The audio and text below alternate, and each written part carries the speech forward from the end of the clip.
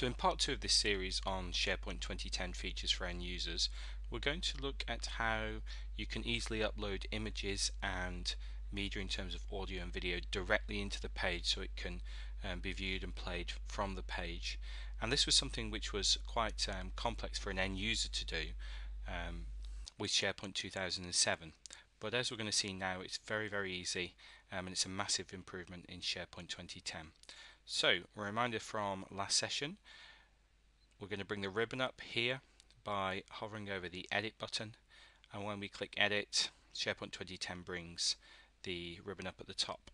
And you'll see the last session we looked at all the different text editing formats, and we did a little bit of editing, but as we look at the top here, there are actually two tabs. One is format text and the other is insert. So if I click insert, you'll see that we get a second ribbon coming up, and you can upload a file, add links, etc. But the two we're going to look at now is the ability to add pictures and then to add video and audio.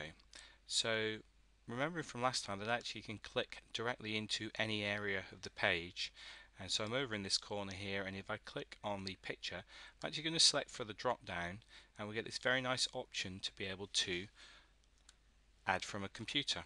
And this is a massive change really with SharePoint 2010, so I can simply browse my page, go along to the desktop, and then in my SharePoint 2010 folder I've got a photo of New Zealand from our students who have just got back quite late from New Zealand that we're able to put up on the site.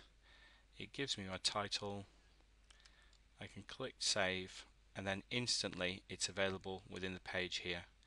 And I can say, I think that's a little bit too big.